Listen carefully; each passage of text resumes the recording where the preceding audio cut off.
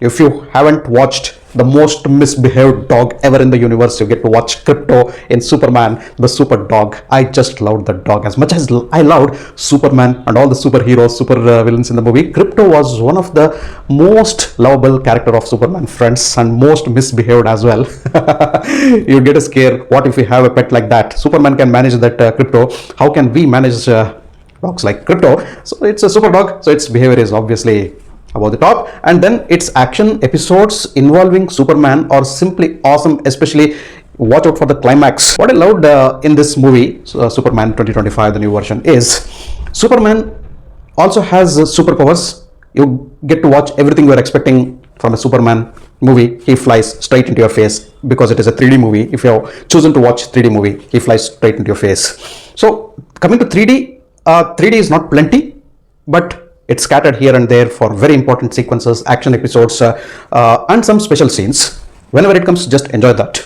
And along with that, there are plenty of conversations. You may feel lost in those conversations, but conversations are also very, very, very important, because through conversations, we are given a clear picture of the theme of the movie, where exactly this movie is heading, and what the Superman wants to do, and what the other characters around him are trying to do, what are the relations, the chemistries between those two, those actors, everyone with the Superman. So all those things you get to watch. And if you don't know Superman, absolutely don't know about the Superman, the other superheroes and supervillains coming in this particular movie, you will feel yourself in a maze, totally lost what exactly is happening. So it becomes very difficult, especially if you're a first timer to watch a Superman or a superhero movies, especially with the Superman. So you'll be confused with the format. Go with a little bit of research, everything will be fine.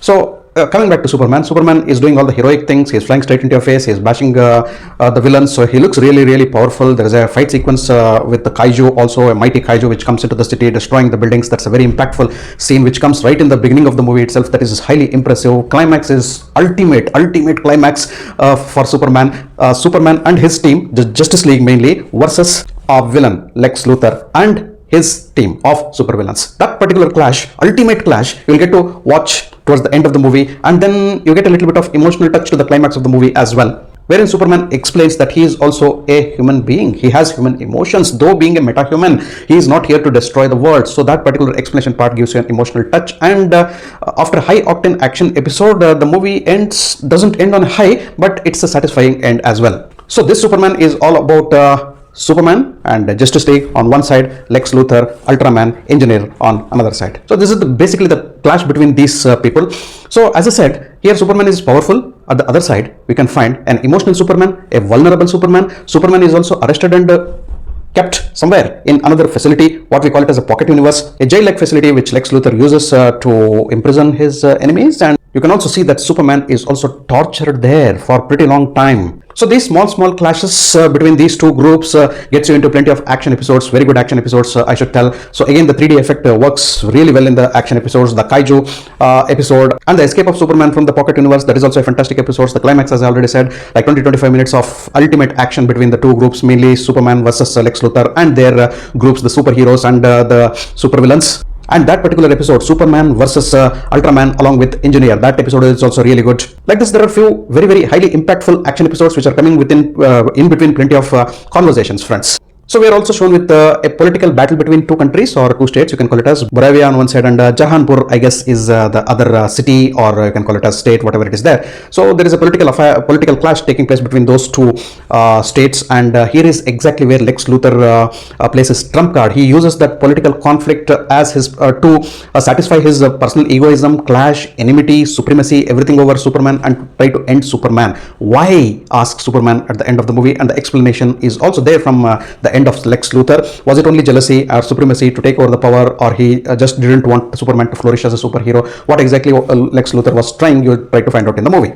And here Superman is also projected as a villain by Lex Luthor. So he decodes the entire message which has come from Superman's biological parents from Krypton, and manipulates and twists and turns that particular message and publishes it to the public, so that the public become enemy of Superman. So he interprets like the message from his biological parents is for Superman to destroy the entire universe and take over, lord over the entire universe. So that's exactly the message from his parents. But the message has been manipulated. People don't know that. There is an envious eye.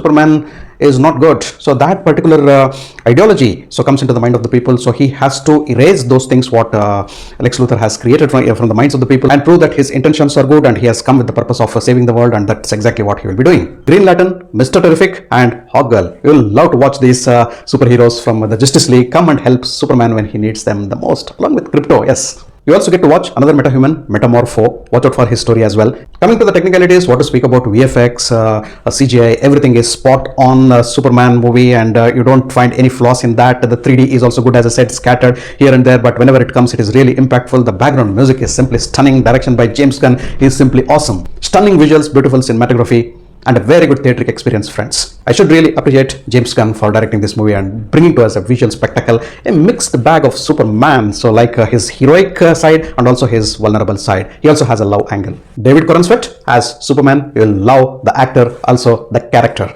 David has given a very good performance as Superman. Rachel Brosnahan as Louis Jane, the love interest of Superman, has also very good moments in the movie. Their chemistry and the romance is also good. Nicholas Hoult as Lex Luthor has given a very good performance as the villain against Superman. The other actors also have done justice in the small roles that they get.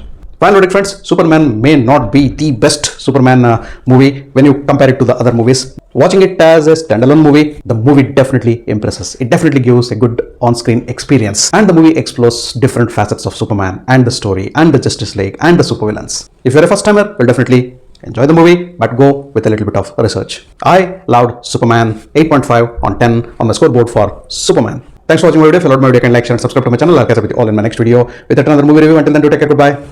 Namaste.